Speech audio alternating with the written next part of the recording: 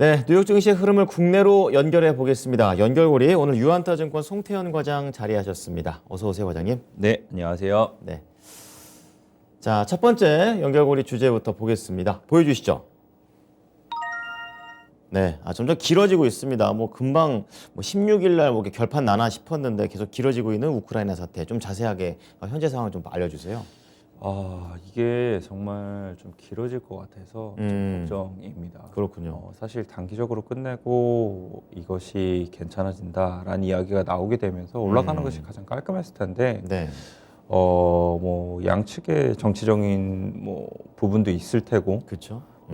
이득이 되는 부분이 있기 때문에 사실상 이렇게 길어지는 것이 아닌가라고 생각이 되고 있고, 그렇다고 해서 전면전으로 진행은 일단 뉴스플로우는 되고 있기는 하지만 네, 또 시장의 흐름은 아직까지는 또 그렇지 않는 이런 흐름을 보이고 있기 때문에 네, 일단 이렇게 안 좋은 뉴스가 도배되면서 일단은 투자 심리라든지 이런 거는 살아나기까지 좀 오래 걸릴 수밖에 없다라고 생각해 볼 수 있는 것 같고요. 네, 내용을 조금 더 말씀을 드리게 되면은 지난주 금요일 날 거래를 하시는 분들이라면 다 아셨겠지만 갑작스럽게 이 국내 지수든 아니면 나스닥 선물이든 그렇죠. 수직으로 이제 상승이 나왔어요. 맞습니다. 네, 그걸 보면서 한 10시 반 정도였었는데 우크라이나 관련돼서 긍정적인 소식이 있나라고 이제 생각을 했었었는데 그렇죠. 대략 역시나, 심리적으로. 네.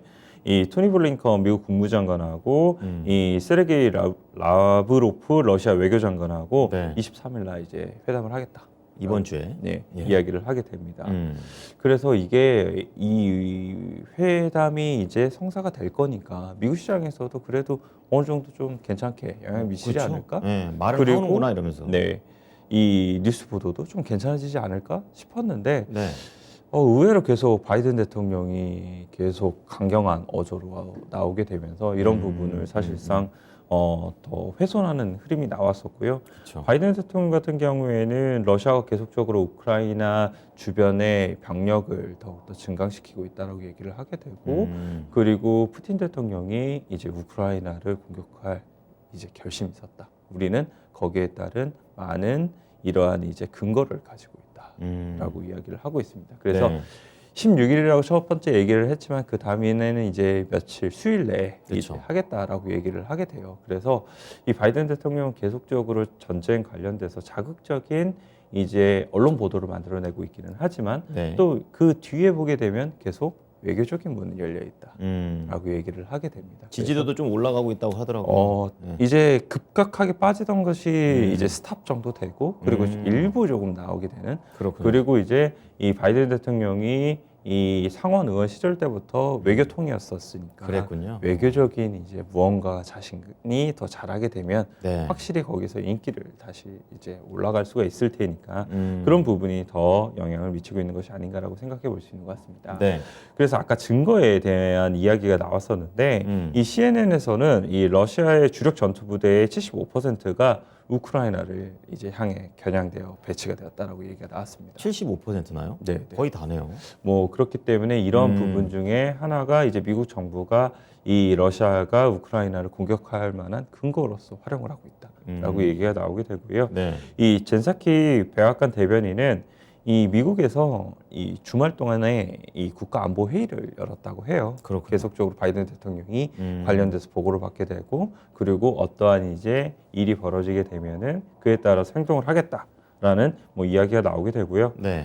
그 외에도 이제 내용들을 쭉 보게 되면은 사실 일단 돈바스 지역에 계속적으로 포격은 왔다 갔다를 하고 있고 그렇죠. 우크라이나 대통령은 이제 러시아 푸틴 대통령한테는 안보회담을 하자라고 이야기를 하고 아직 답은 안 왔나요? 네, 아직 답은 오지 않았습니다. 반대로 서방 측에서는 정말 러시아가 공격을 할 거라면 네. 지금 행동을 해야 된다. 지금 행동할 그때이다라고 이야기를 하게 됩니다. 즉 자국의 안보 보장을 하는 것이 가장 최우선인데 그렇죠. 예, 네. 이제 그게 지금 안 되고 있기 때문에 그런 부분에서 상당히 위험하다라고 얘기를 하고 있습니다. 네. 그래서 어쨌든 이제 계속적으로 우크라이나 국경 지대에서는 뉴스 보도가 계속 안 좋아지고 있고 네. 뭐 내용 중에 하나를 보게 되면 뭐 반군이 총동원령을 선포를 하게 되고 그리고 폭격이 왔다 갔다 하면서 이제 군인이 사망을 하게 되고 뭐 이러한 이제 자극적인 뉴스가 계속 나오고 있거든요. 네. 그래서 이런 부분이 이제 전쟁에 대한 우려감을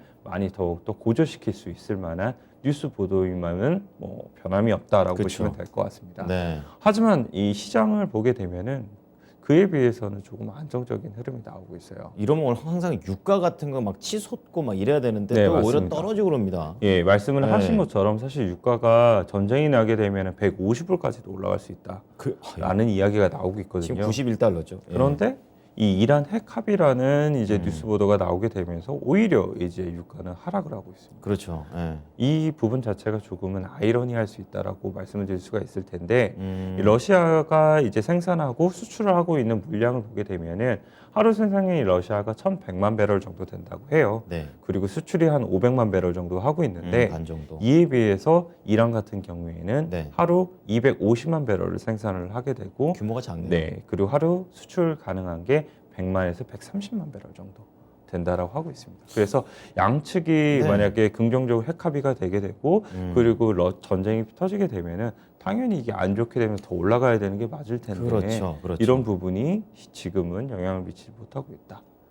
이 정치적인 그 리액션에 너무 우리가 빠져 있는 거 아닌가. 근데 보게 시장은 되면은 또 아닌 것 같기도 네, 하고요. 예. 이런 부분에서는 일단은 시장에서는 계속적으로 전쟁 관련된 이슈가 시장에 반영이 되었던 부분은 있었었고 그리고 일각에선 계속적으로 이렇게 정치적인 이슈 혹은 네. 이제 국익에 도움이 되고 있기 때문에 이러한 지금 퍼포먼스를 진행하고 있다라고 계속 이제 의견 제시가 나오고 있거든요. 저도 그 생각인데요. 네, 그 예. 부분이 이제 미치는 영향력이 점차적으로 떨어지고 있는 것이 아닌가라고 생각해 볼 수 있는 것 같습니다. 그래서 네. 진짜 전면적인 전쟁에 가기 전까지는 어느 정도는 이제 이 전쟁 관련돼서 어느 정도 다 반영이 되고 있는 것은 아닌가라고 생각을 해볼 수 있는 것 같고 네. 그렇다고 해서 V자가 나오기는 어려울 것은 왜냐하면 자극적인 뉴스가 나올 수가 있고 그렇죠. 어느 한순간에 갑자기 전면적으로 돌변할 수 있는 거잖아요. 그렇죠. 그래서 그런 네. 부분을 생각해 봤을 때는 이제 바닥권에서 어느 정도 이제 다지기가 좀 들어가는 부분이 되지 않을까 이렇게 생각해 볼 수 있는 것 같습니다. 네. 여러 가지 신호가 좀 뒤섞여 있는 그런 상황입니다. 이제 그런 가운데 이제 종목으로 한번 연결을 해 볼 텐데요. 어떤 부분 보십니까? 일단 지수가 국내에서도 더욱더 급격하게 올라가긴 많이 어려울 것 같아요. 그렇게 되면 아무래도 수급적으로 더 탄탄한 이제 종목군들, 섹터군들이 더욱더 좋아질 수 있다라고 생각이 되고 있는데 네. 그런 부분 중에 요즘 기관들이 포트폴리오를 다시 한번 구축을 하고자 하는 이런 움직임이 좀 보이고 있습니다. 어떻게 하나요? 지난 금요일 날 보게 되면 전반적으로 화학 섹터가 강했었었는데 네. 그런 부분 중에 하나가 있는 것이 아닌가라고 생각을 해볼 수 있는 것 NCC 쪽 같고요. 말씀하시는 거죠? NCC 관련돼서 보게 되면은 네. 지금 일단 롯데케미칼이라든지 대한유화라든지 DL이라든지 이런 기업들이 사실상 금요일 날 생각보다 강하게 이제 움직였던 부분이 있었었거든요. 그렇군요. 예, 예. 그 이제 화학 관련돼서 이제 물품들의 스프레드도 생각보다 좋아지고 있다라는 이제 이 위클리 분석도 조금씩 나오고 있다는 점에서 감안하게 되었을 때에는 이런 부분을 조금 생각해 볼 수 있다라고 말씀을 드릴 수 있을 것 같고 네. 그리고 요 근래 이제 기관들이 많이 담고 있는 종목들이 대부분 리오프닝 관련된 종목들이 상당히 많았어요. 그렇죠. 예. 그래서 뭐 클래시스라든지 아니면 피노미움. 파라다이스라든지 예. 이런 기업들이 관련된 레포트도 보다 더 긍정적인 톤으로 나오게 되고 그리고 이러한 이제 기관들의 수급도 계속적으로 이어지고 있다는 점, 뭐 이런 점도 한번 보셨으면 좋겠다. 그리고 마지막으로 PCB 관련돼서 실적에 대한 부분이 계속 부각이 되고 있다 보니까 네. 그런 관련된 코리아 서킷이라든지 코리아 서킷. 심텍 같은 경우에도 상당히 강한 모습이 나왔었다. 즉 지금은 수급적인 측면보다 더 관심을 많이 보이시는 것이 맞지 않을까 이렇게 생각되고 있습니다. 네, 키워드는 수급이다라고 좀 말씀을 해주셨네요. 자, 두 번째 연결고리 보겠습니다. 주제 보여주시죠. 오, 탄소 배출권 친환경적으로 가네요. 투자 매력이 확 높아졌다라는 내용인데 좀 자세하게 알려주세요. 이것도 결국은 네. 우크라이나 관련돼서 이제 지정학적 리스크가 올라가다 보니까 결국 이제 천연가스라든지 네. 아니면 유가에 대한 가격이 올라가게 되고 네. 이에 따라서 탄소 배출권 가격도 올라간다. 그쵸. 내용입니다. 아, 그렇군요. 네, 즉 이제 이 유럽에서 발전에 대해서 말씀을 드리게 되면은 네. 가장 발전 많이 하는 게 사실 천연가스잖아요. 근데 천연가스의 가격이 너무나 급등을 하다 보니까 그렇죠. 그 대신 이제 유가를 사용을 하게 되고 음. 이제 이 기름을 사용을 하다가 기름 가격도 이제 더 이상 이제 비싸져서 못 쓰게 되면은 예. 결국 석탄을 이제 사용을 하게 될 텐데 그렇죠. 석탄은 예. 그만큼 이제 온실가스를 더욱더 많이 배출하기 때문에 그걸 탄소 이런 배출권으로. 부분을 이제 탄소 배출권으로서 이제 어느 정도 사서 그거를 눌러줘야 된다라고 얘기를 하는 거죠. 천연가스가 올라가는 게 이렇게 차례대로 다 영향을 미치는 네, 거군요. 미칠 수 예, 있다라고 예. 얘기가 나오게 되는 거고 그렇군요. 이에 따라서 유럽 탄소 배출권 가격 같은 경우에도 최근 3개월 사이에 한 30% 정도 이제 상승이 나왔다라고 이야기를 하고 있습니다. 그래서 네. 이런 부분을 감안하게 되었을 때에는 이게 우크라이나 사태가 계속적으로 장기화가 됐을 때는 역시나 이런 부분이 영향을 미칠 수 있는 부분이 상당히 많다라고 보시면 될 것 같고요. 네. 만약 정말 전면적까지 가게 되면 아까 150불까지도 말씀을 드렸었잖아요. 그랬죠. 그런 부분에서 탄소 배출권 가격도 더욱더 껑충 뛰어오를 수 있게 된다라고 보시면 될 것 같아요. 그러면은 이제 국내에서도 이런 탄소 배출권 관련된 종목이라든지 아니면 뭐 탄소 포집 관련된 종목까지도 네. 관심 있게 좀 보시는 것이 맞지 않을까 이렇게 생각해 볼 수 있는 것 같습니다. 네, 뭐 최근 국내에서도 원전을 좀 다시 좀 돌리고 있다 이런 얘기도 좀 나오는 거 보면 천연가스가 또 영향을 국내에도 좀 미치고 있습니다. 그렇다면 탄소 배출권이 좀 많은 그런 기업이 좋을 것 같은데 어떤 게 있을까요? 탄소 배출권에서 뭐 대표적인 종목으로 보면 이제 태경 PK라든지 뭐 이런 종목들이 있을 수 있겠지만 저는 탄소 포집 쪽으로 조금 포집 더 쪽으로. 관심을 가지시는 게 좋지 않을까라고 생각이 되고 있어요. 왜냐하면은 국내에서 탄소 배출권 관련돼서 가격은 조금은 유럽과는 다른 모습을 보이고 아, 있거든요. 그래요? 조금 하락을 하고 있어요. 그렇게 되다 보니까 음. 우리나라에서 보다 더 투자의 아이디어로서 활용은 조금 나지 않을까라는 생각을 좀 들고 있고 대신 탄소 배출권 가격이 올라가게 되면은 그것을 탄소 포집 가격보다 더욱더 올라가게 됐을 때는 이 경제성적인 측면에서는 탄소 포집이 조금 더 쌀 수가 있잖아요. 그쵸. 그런 관점에서 탄소 포집 관련된 종목들을 보시는 것이 맞지 않을까라고 생각이 되고 있습니다. 그렇군요. 그래서 국내에서 이제 탄소 포집 관련돼서는 유니드라는 종목이 있는데 이 유니드라는 종목이 가성 칼륨 관련된 소재를 이제 만들고 있는데 네. 그것이 이제 탄소 포집에 이 관련돼서 사용이 더욱더 많이 되는 추세로 전환이 되고 있다라고 보시면 될 것 같고요. 관련된 모멘텀으로서 예전에도 한번 시세가 나왔다는 점을 감안하게 되었을 때에는 바닥권에서 지금 봐줘야 되는 시점이 아닌가 이렇게 생각해 볼 수 있는 것 같습니다. 네, 배출권에 대한 얘기가 있지만 탄소 포집 쪽으로 좀 더 포인트를 맞춰보고 차트상의 그림도 그렇다고 하니까요. 한번 유니드 한번 참고해 보시기 바랍니다. 오늘 내용 잘 참고하겠습니다. 네, 감사합니다.